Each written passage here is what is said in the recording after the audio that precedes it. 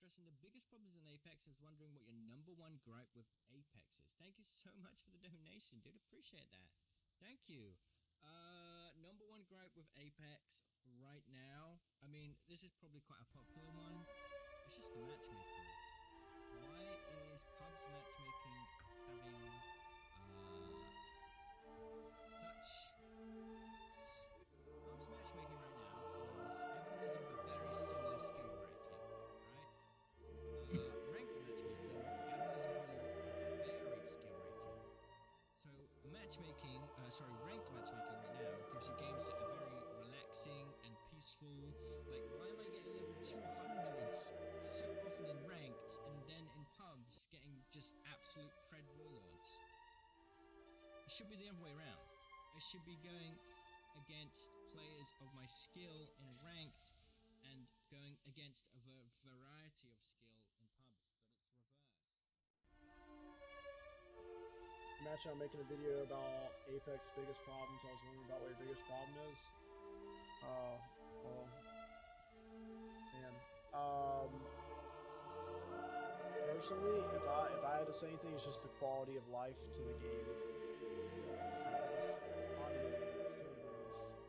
When something is bad, it takes them 3 to 4 to 5 weeks to fix, at least, if not the whole season. I think what we were talking about earlier, what they should do is hard server patches where they take down server capabilities and fix whatever's going on instead of trying to run it while that's bad. We've all heard it. We've all experienced it. It's pub's matchmaking system. The season of season 18 has just been the worst it's ever been in any season. I understand why we need skill-based match. I understand why we need skill-based matchmaking to run a shooter-based game. However, when your casual player base and your skill player base aren't having fun, except for the highest of the high, which they're being pitted against, no one's having fun in that game. It's just a losing battle, basically.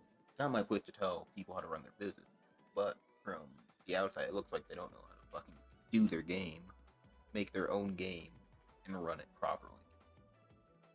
Before you go to Vendetta, you're part of the fucking problem. I don't know what else to tell you. Because we keep letting them get away with this shit. They're just gonna keep fucking abusing us with the same shit over and over, and nothing in the game will ever get fixed if we just keep showering them with praise. We can't do that. It's just not it's just not a good thing for the look of the game. We're just gonna go on a deep decline, a downfall into what Apex Legends could have been, but decided not to be. I love this game as much as any other player. Believe me, I've had my best moments, I've had my worst. But after Chad Greener and his dev crew left, the only real updates we really ever got were major seasonal updates, and every once in a while, don't even recall it a rework of any of these legends. Like, come on, like they got the bare minimum changed to them, and they called it a rework. I feel bad for all those players, Crypto, Watson, whoever the hell else is there. I digress. The main problem would be too hard to pinpoint everything that's wrong with Apex currently, because of how many mistakes they have made in the past. So it'll probably be easier to break that down. The second biggest problem in Apex Legends is the slow fixes and patch notes. It's unacceptable that a patch note or an update to the game is them changing the item shop, where you spend over $20 to buy one skin, unless it's a fail. Like, you can monetize your game however you want. However, when you're not actually adding anything to the game and calling it a quote-unquote update, and nothing is being changed except the store when there are actual in-game problems to be fixed, you're a fucking shit company. And don't even get me started on heirloom. It's good that characters get an heirloom, even though it takes way too much time in my opinion, but for what we're getting, I digress, that's not my point here. My point is, even when they do give the character the heirloom and they rework them, their rework is not significant enough to have them change. Sure, they shouldn't be like meta number one top pick, but their change should be meta in a way, like it's feasible for someone that's new playing the game on that day to pick up that character and be like, wow, this character's really cool, I would love to play him.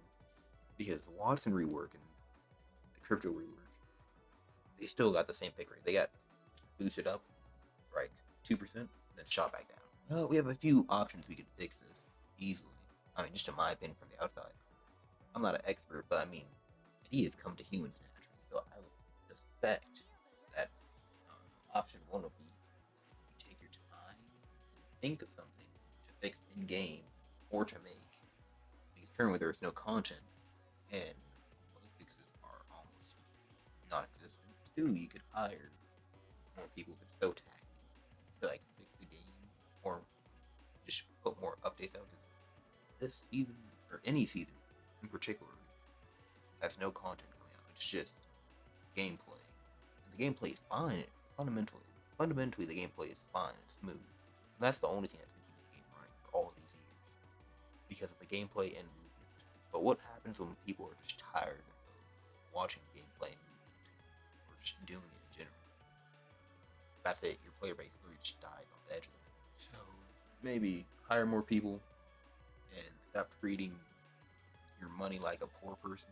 You're like the best leading company or gaming companies on the earth currently, and you somehow cannot make your own player base happy compared to your rivals in this industry, compared to Fortnite or like COD. I'm not sure. I know they have like their own problems in their community, but their problems aren't centered around content.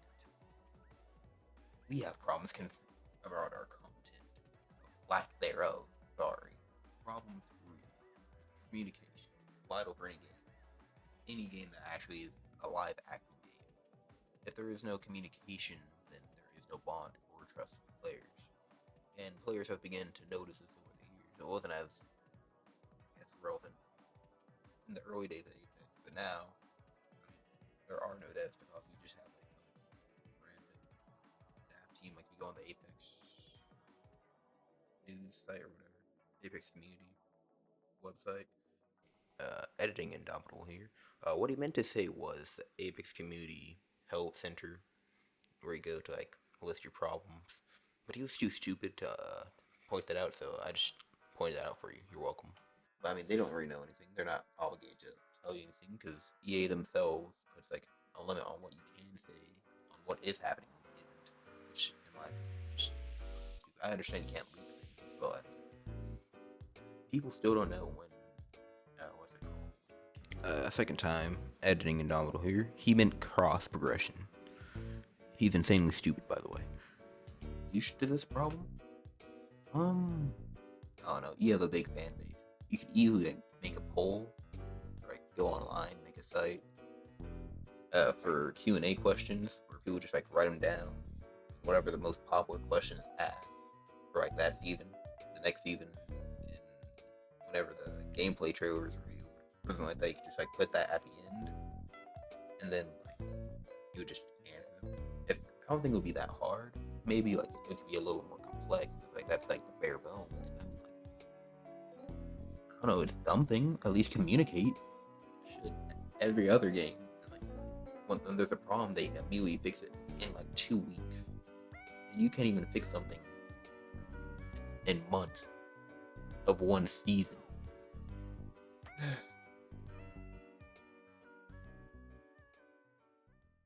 Last time, editing Indomitable here. In this video, I think I covered most of what's, or not even most, like, I'm very minute about what is wrong with Apex Legends. I love the game and all, it's just, I feel like it would do a lot better. So, I think I will leave this here, and then the next time I make a video like this, I'll make sure to go in depth and make sure that each reason I state flows more conversely or coherent. Thank you. Hey, first off, if you managed to make it through the video without being bored, thank you. I truly mean it. This is like, it's the first time me just talking on camera, or just talking straight to the audience in general.